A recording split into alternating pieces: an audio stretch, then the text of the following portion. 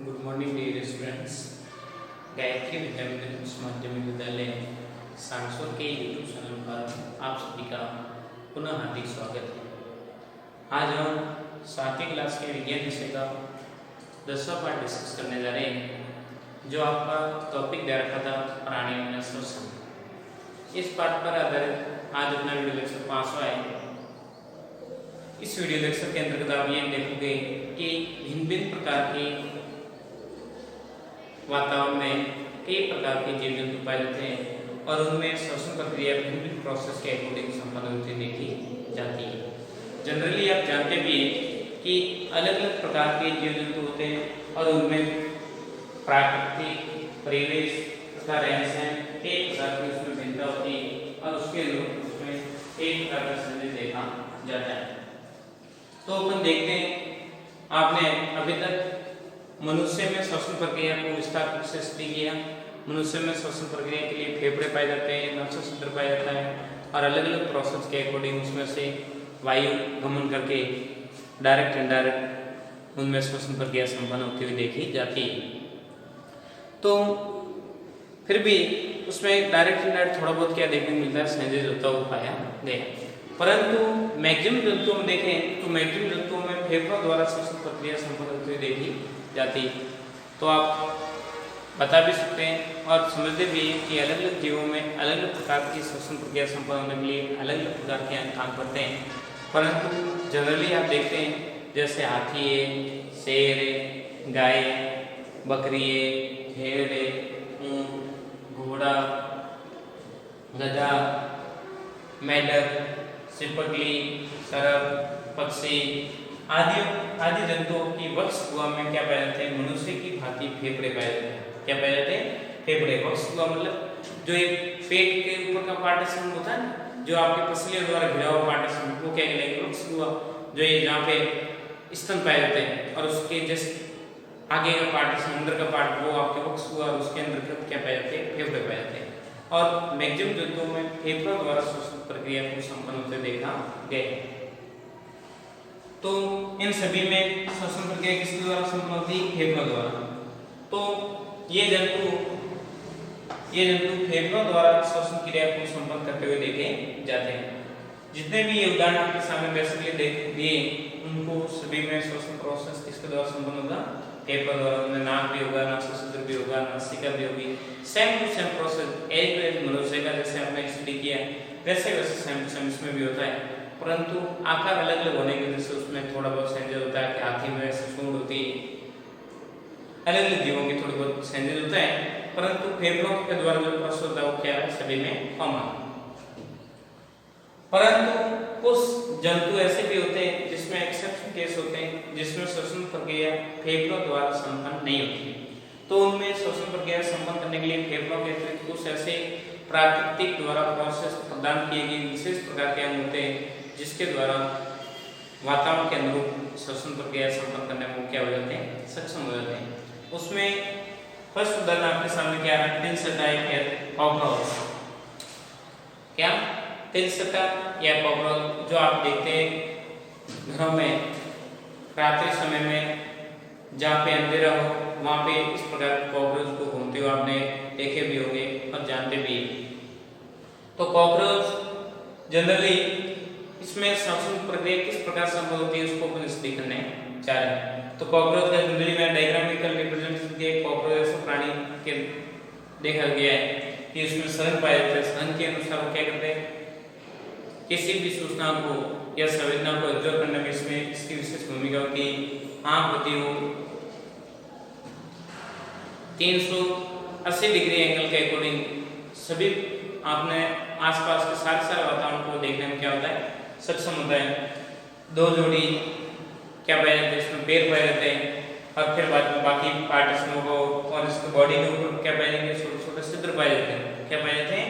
छोटे छोटे पूरी बॉडी में छिद्र पाए जाते हैं। पार्श्व भाग में, ऊपरी भाग में, निचले पार्ट में नहीं, ऊपरी भाग में। ऊपरी भाग में से क्या पाए जाएंगे? छिद्र पाए जाते हैं और ये छिद्र क्या कहलाते हैं? श्वास छिद्र के रूप में काम करते हैं और इसी के द्वारा श्वसन प्रक्रिया इसमें संपन्न होती हुई देखी जाती है। तो देखिए अपन जनरली कॉकरोच के बारे में बात करने जा रहे हैं। तो कॉकरोच में श्वसन प्रक्रिया किस प्रकार से संपन्न होती है उसको अपन स्टडी कर रहे हैं। तो आप जानते हैं कि कॉकरोच के शरीर के पार्श्व भाग में छोटे छोटे अनेक छिद्र पाए जाते हैं। क्या पाए जाते हैं? छोटे छोटे अनेक छिद्र पाए जाते हैं और इन्हीं छिद्रों के माध्यम से कॉकरोच वायुमंडल में उपस्थित ऑक्सीजन को एब्जॉर्ब करने का कार्य करते हैं। और कई प्रकार के ऐसे छोटे मोटे और कीट पतंग होते हैं, उनमें भी ये श्वसन प्रक्रिया सेम देखी गई और जनरली अपन सामने कॉकरोच का एक उदाहरण पेश करके बताया गया है। यह छिद्र आगे जाके किसमें खुलते हैं? श्वास नलिका में खुलते हैं।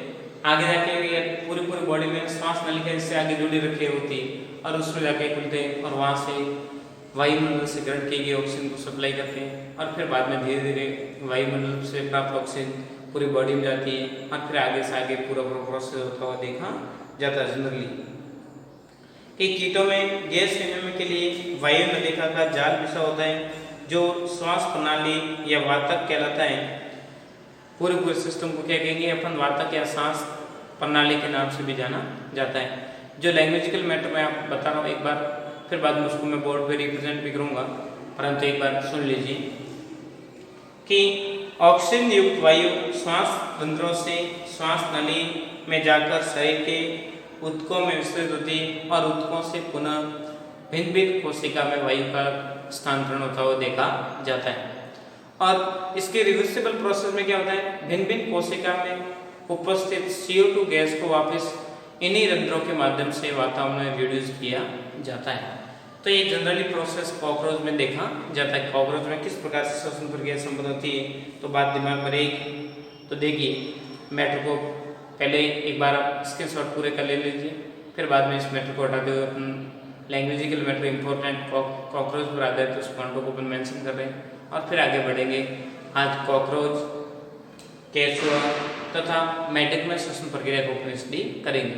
फिर अगले वीडियो लेक्चर में आप देखोगे कि विभिन्न प्रकार के जलीय जीवों में श्वसन प्रक्रिया किस प्रकार से संभव होती है, पादपों में श्वसन प्रक्रिया क्या संपन्न होने क्या प्रोसेस है, उसको अपन अगले वीडियो लेक्चर में देखेंगे।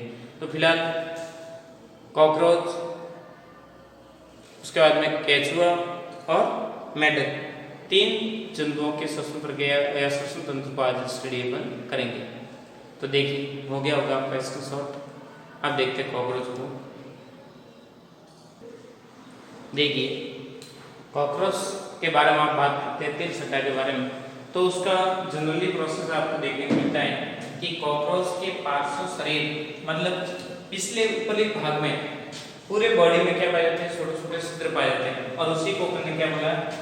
श्वास रंध्र तथा श्वास छिद्र के नाम से जाना जाता है। पूरी बॉडी में से पाए जाते हैं। ये स्पॉट बिंदु बताए जा रहे हैं, ये आपके क्या है? श्वास रंध्र। बॉडी के प्रत्येक भाग में विस्तार रूप से ऐसे देखे जाते हैं। इन्हीं को अपन क्या बोलते हैं? श्वास रंध्र के नाम से जाना जाता है। और कीटों में और विभिन्न प्रकार के सूक्ष्म जीव होते हैं, उन सभी में इस प्रकार का प्रोसेस देखा जाता है। जनरली ये संरचना देखी जाती है, उनमें श्वास रंध्र पाए जाते हैं। तो आप जनरली बात करते हैं कॉकरोच भी एक प्रकार का कीट है, तो अपन बात करते हैं कीटों में गैसों के विनिमय करने के लिए क्या पाई जाती? वायु नलिका का जाल बिछा रहता है पूरे बॉडी में। जहाँ पे भी छिद्र है वहाँ पे नीचे क्या जुड़ी रहेगी? जैसे ये ऊपर आपको छोटा सा छिद्र दिखता है और नीचे पूरा क्या एक पाइप जुड़ रखा है, तो वैसे प्रत्येक छिद्र के नीचे ऐसे क्या जुड़ रखा होगा? पाइप। और पूरे बॉडी में जाल के रूप में पूरी नलिका का जाल बिछा हुआ पाया जाता है। जनरली बात दिमाग में रहेगी कि छिद्र के नीचे पूरे बॉडी में नलिका का जाल बिछा हुआ देखा जाता है और इधर उधर गैसों का आदान प्रदान करते रहते हैं। तो इसको अपन क्या कहते हैं? जाल बिछा होता है, जो श्वास प्रणाली या वातक के नाम से जाना जाता है। वातक क्या है? कि कीटों के बॉडी में श्वास रंध्र के नीचे पाई जाने वाली नलिका का जाल ही वातक या श्वास प्रणाली के नाम से जाना जाता है। दिमाग बात रहेगी। तो बेसिकली आप जानते भी हैं।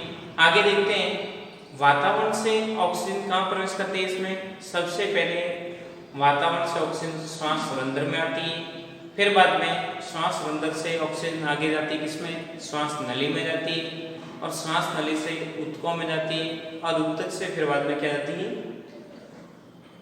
कोशिका में ऑक्सीजन की सप्लाई होती है देखी जाती है। और आपको बताएं सभी जीवों की कोशिका एक संरचनात्मक क्रियात्मक एक आधारभूत इकाई बताई गई और डायरेक्ट इनडायरेक्ट कोशिकाओं को विभिन्न प्रकार की क्रियाओं को संपन्न करने के लिए ऑक्सीजन की आवश्यकता डायरेक्ट इनडायरेक्ट होती रहती है। तब ऑक्सीजन की सप्लाई कीटों में होता है, प्रोसेस किस प्रकार से होता है तो उसको जनरली मैंने रिप्रेजेंट करके आपको बताया। सेकेंड कंडीशन क्या होती है, जब कोशिका में अपशिष्ट गैस CO2 की मात्रा बढ़ जाती है तब CO2 गैस कोशिका में आती है, कोशिका से फिर बाद में ऊतकों में, ऊतकों से फिर बाद में श्वास नली में और श्वास नली से श्वास छिद्र से होते हुए वातावरण में रिलीज होते हुए देखी जाती है। कोशिका यहाँ पे क्या लिखोगे आप, कोशिका डायरेक्ट यहाँ पे उत्तर लिख देना, उत्तर। अब कोशिका में CO2 की मात्रा बढ़ जाएगी तो यहाँ पे कोशिका बढ़ेगी। कोशिका में जब CO2 की कंसंट्रेशन बढ़ जाती है तो ऊतक में रहेगी CO2, फिर बाद में श्वास नली में और फिर बाद में श्वास छिद्र से होते हुए पूरे वातावरण में CO2 रिलीज की जाती है। ये जनरली प्रोसेस किस में देखा जाता है, कॉकरोच, किसमें, कॉकरोच में। तो आपने विस्तार प्रोसेस किसको किया है, कॉकरोच को। तो आपको एग्जाम में कभी एक बार पूछे कि कॉकरोच में श्वसन प्रक्रिया आपको समझाइए या संक्षेप टिप्पणी कीजिए, तो इतने पॉइंट आपको मेंशन करके व्यवस्थित रूप से समझाना है, दिमाग बात रहेगी। तो इस पूरे मैटर का एक बार स्क्रीनशॉट ले लीजिए। फिर बाद में अपन देखने जा रहे हैं वो है, अगला है केंचुआ। किसमें, केंचुआ और बैडल, दो तरह के प्राणियों को भी अपन आज स्टडी करेंगे। हो गया होगा आपका स्क्रीनशॉट। आगे देखते हैं केंचुआ। केंचुआ में श्वसन प्रक्रिया किस प्रकार से संपन्न होती है उसको देखिए।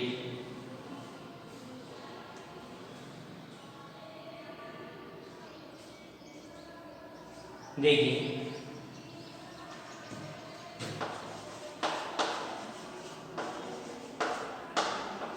केंचुआ में श्वसन प्रोसेस को देखें तो केंचुआ में श्वसन, केंचुआ में श्वसन प्रक्रिया को संपन्न करने में विशेष कौन सा भूमिका निभाता है, अवसर। केंचुआ जनरली आप जानते हैं केंचुआ कैसा प्राणी होता है, तो आप जानते भी है कि केंचुआ एक किसान का मित्र होता है और वर्मिंग कंपोस्ट खाद जनरेट करने में इसकी विशेष भूमिका होती है। और केंचुआ एक प्रकार क्या है, जनरली एक धागे नुमा संरचना के रूप में एग्जिस्ट करने वाला एक प्राणी है और एनीलिया संघ का प्राणी है।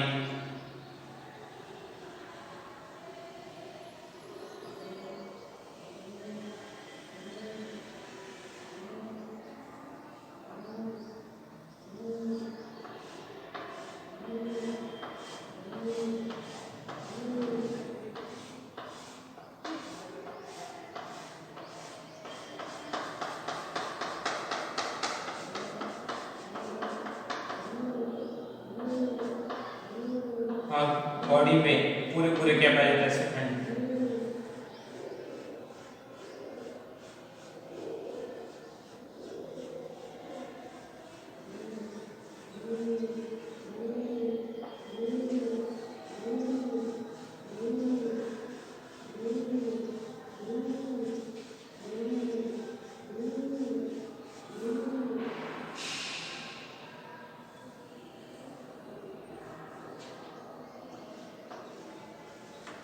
तो ये जनरली अपन देखते हैं तो केंचुआ एक विचित्र प्राणी है, पूरा बॉडी खंडित होती है, क्या होती है, बॉडी खंडों में विभक्त होती है और फिर भी ये डायरेक्ट इनडायरेक्ट श्वसन प्रक्रिया इसकी क्या होती है, जटिल प्रोसेस इसमें नहीं पाया जाता है, सिंपल सा प्रोसेस है।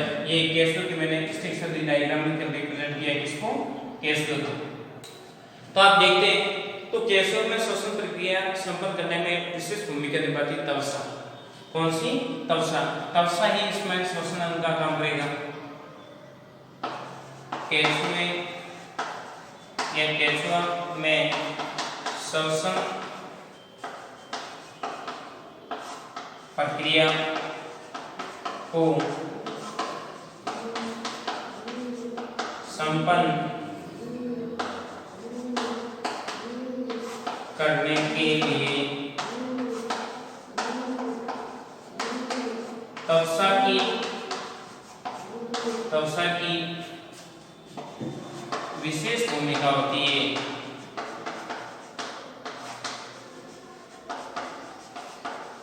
इसकी त्वचा की बात दिमाग करेगी।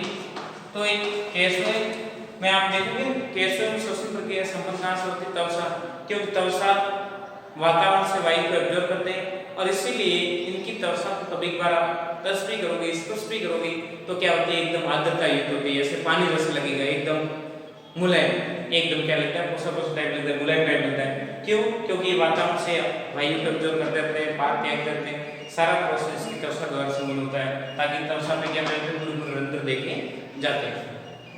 और मेढक में आपको बात करें, तीसरा पॉइंट उसमें मेढक में श्वसन प्रोसेस को संपन्न करने के लिए कौन सा भूमिका निभाते हैं? तो मेढक में श्वसन प्रक्रिया संपन्न होती है, वो होती है आपके एक तो त्वचा व फेफड़े दोनों श्वसन अंग में भूमिका निभाते हैं। दोनों श्वसन प्रक्रिया में भूमिका निभाते हैं। जनरली ये बात मेढक में त्वचा द्वारा भी श्वसन प्रोसेस संपन्न होता है और फेफड़े द्वारा भी श्वसन प्रक्रिया को संपन्न होते हुए देखा जाता है। तो ये जनरली अलग अलग जीव जंतुओं की अलग अलग विशेषता होती है और उसके अनुरूप अपने श्वसन प्रक्रिया को प्रदर्शित करते रहते हैं। तो आप श्वसन प्रक्रिया को मनुष्य में, कॉकरोच में, केशव में तथा मेढक में श्वसन प्रक्रिया में काम आने वाले अंगों के बारे में आज स्टडी की, व्यवस्थित रूप से समझे। जो आपको मैटर बताया जा रहा है उसको व्यवस्थित रूप से समझते हुए साथ में शॉर्ट नोट्स बना दें और पाठों के पीछे प्रश्न उत्तर दे रखें, उनको भी आप हल करने का प्रयास करें। जो आपसे न हो उनको डायरेक्ट पूछे। वैसे मैं आपके पाठ पूरा होते ही आपको प्रश्न उत्तर एक बार करवाऊंगा, परंतु फिर भी आप एक ट्राई करते रहें। किसी भी प्रकार के आपको कंफ्यूजन या डाउट हो डायरेक्ट पूछ कर उसके डिस्कशन से समाधान करें। इम्पोर्टेंट बात यह कि अभी तक आपने आपकी पाठ्य पुस्तकों को नहीं खरीदा है तो जल्दी से तुरंत खरीद लें, ताकि समय रहते आप पूरे मैटर को रिवाइज कर सकें और व्यवस्थित रूप से अपनी पढ़ाई को कंटिन्यू बनाए रखें। यदि गायत्री विद्या मंदिर यूट्यूब चैनल को आपने सब्सक्राइब नहीं किया, सब्सक्राइब करें, लाइक करें, ताकि अपलोड होने वाले नए वीडियो तथा नए नोटिफिकेशन आपको मिलता रहेगा, ताकि आपकी पढ़ाई कंटिन्यू बनी रहे, घर पे रहे, सुरक्षित रहे, अपना काम करते रहे। थैंक यू, धन्यवाद सो मच।